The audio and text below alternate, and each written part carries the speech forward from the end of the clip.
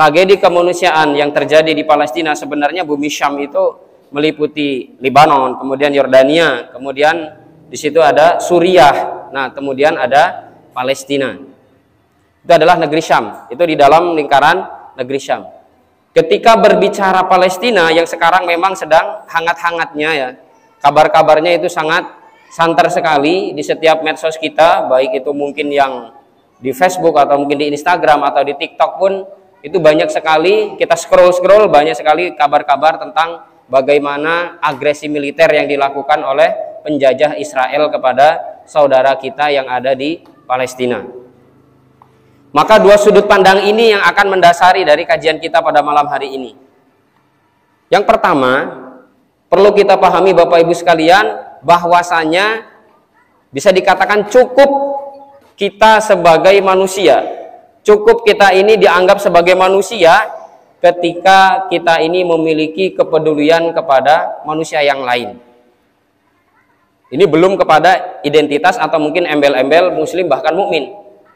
Akan tetapi ketika melihat tragedi kemanusiaan yang begitu dahsyat ya, begitu luar biasa, betapa kejahatan perang yang sebenarnya juga banyak sekali ya bukti-bukti, nanti bisa diakses sendiri di internet ya, melalui Ar-Rahmah juga bisa ya.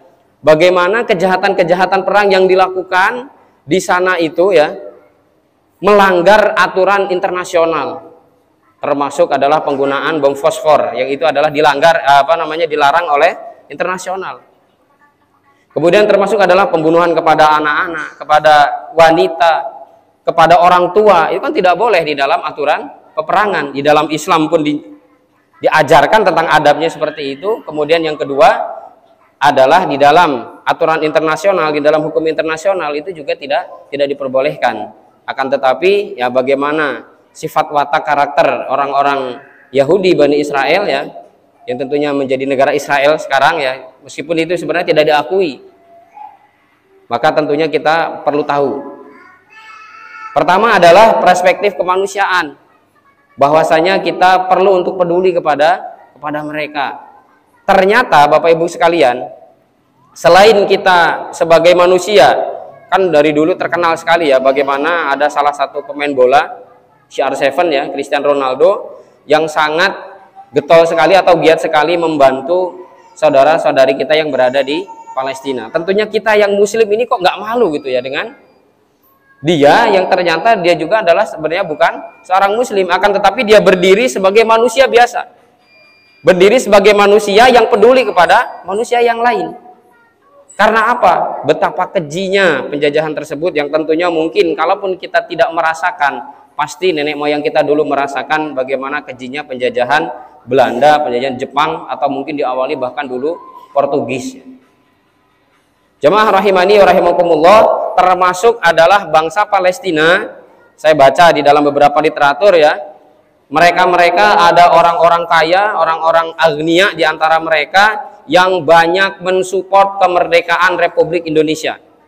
Tepatnya di bulan September 1944 itu mereka mensupport ini. Saya punya harta. Ada syekh ya yang kemudian juga di antara mereka untuk mendukung bagaimana kebebasan bangsa Indonesia dari penjajahan. Tanahnya tidak boleh dirampas, tidak boleh dijajah oleh mereka-mereka ya, para penjajah, para agresor ya. Ini udah Isya ya. Gimana? Biasa Pak. Sholat dulu. Berarti satu poin dulu ya. Jadi sudut pandang yang pertama adalah sudut pandang kemanusiaan. Mudah-mudahan cakrawala kita sudah terbuka.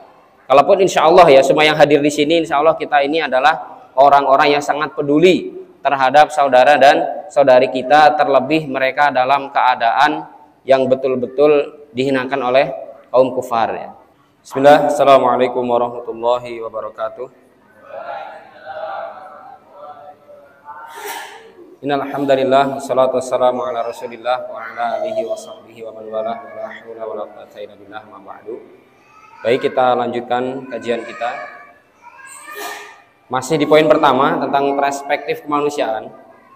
Sekitar ya kurang lebih 5 hari yang lalu, kayaknya belum sampai seminggu, saya dikirimi audio yang mana audio tersebut adalah menjadi saksi ya Dia orang Batang, Pekalongan, Jawa Tengah, dari Pondok Pesantren Al-Irsyad di Salatiga, kemudian sekolah di Yordania. Dan dia bersaksi tentang bagaimana penjajahan dari Israel itu kepada Palestina itu bukan omong kosong, itu bukan berita bohong. Kalau misalkan mau disetelkan sebentar lah ya audionya, jadi bukan kemudian ngarang-ngarang gitu ya. Itu betul-betul memang terjadi dan dia merasakan.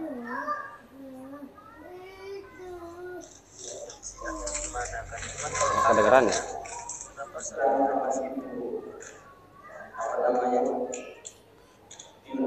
Dari tahun 2010 setelah kegiatan kabar di sini yang beredar di kalangan daerah orang Jordan dan yang tetap Palestina itu adalah Israel itu yang mulai berebut wilayah yang Palestina. Jadi dari senjata itu ya mereka tetap menjajah senjata, cuma dalam artian jadi penjara gitu. Biasanya dikatakan sebagai penjara terbesar. Orangnya susah orang kita. Jadi orang dari tahun 2010 sampai 2022 kemarin itu orang seadanya yang berada di wilayah Palestina. Ya oke lah kalau kata.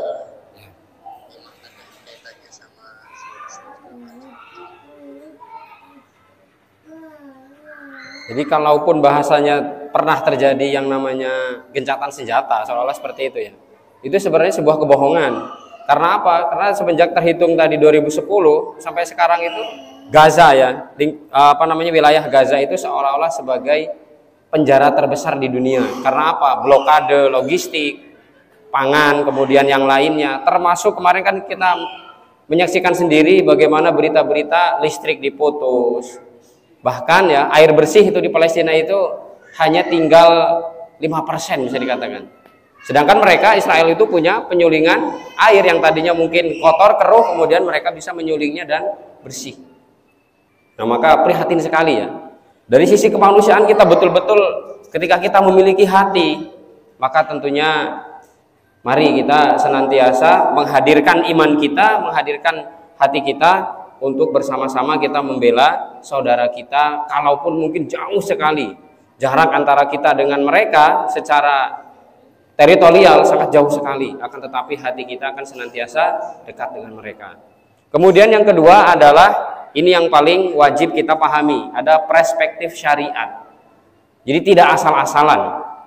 Tidak kemudian kita hanya mengikuti perkembangan zaman, kita mengikuti mode berita gitu misalkan ya, atau mengikuti berita kemudian kita ikut-ikutan memviralkan, itu tidak seperti itu. Akan tetapi ada satu poin yang memang harus senantiasa kita pahami, yang dalam satu poin ini global ya, artinya banyak sekali cabang-cabangnya yang wajib untuk kita sama-sama mengerti. Dari tinjauan atau dari sudut pandang perspektif dari syariat ya, maka tentunya bumi Syam itu adalah bumi yang diberkahi oleh Allah Subhanahu wa taala. Di dalam surat Al-Isra, Al-Isra ini para ulama mufassirin atau ulama-ulama ahli Quran, mereka menjelaskan Al-Isra ini adalah kaitannya dengan Isra Mi'rajnya Nabi Shallallahu alaihi wasallam. Kemudian yang kedua, Al-Isra itu adalah kaitannya tentang Bani Israel. Mengapa demikian? Karena memang banyak juga mengulas, banyak juga menjelaskan, yaitu tentang Bani Israel. Termasuk di dalamnya adalah Allah Subhanahu wa taala juga menjelaskan bahwa Bani Israel itu akan berbuat kerusakan. Telah Allah Subhanahu wa taala fitrahkan hal tersebut.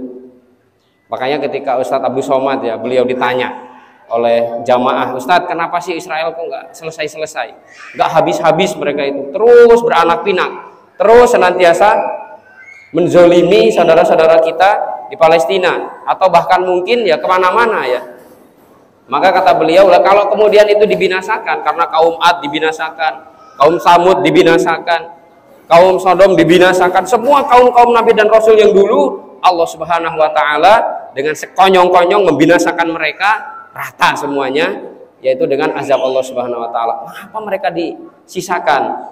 Maka tentunya kalau misalkan tidak ada yang tersisa sebagai ujian iman, dengan apa kita masuk surga? Maka banyak sekali korban berjatuhan dan mereka menjadi para syuhada. Terakhir beberapa hari yang lalu di rumah sakit Baptis ya, Al-Ahli. Itu adalah rumah sakit punya orang Nasrani bahkan. Dihuni dan di situ ditempati oleh satu tenaga medis, kemudian termasuk di dalamnya ada kurang lebih 500 jiwa. Baik itu pasien maupun orang-orang yang mengungsi dari Gaza, dibombardir habis-habisan dan bahkan angkanya sudah mencapai ribuan.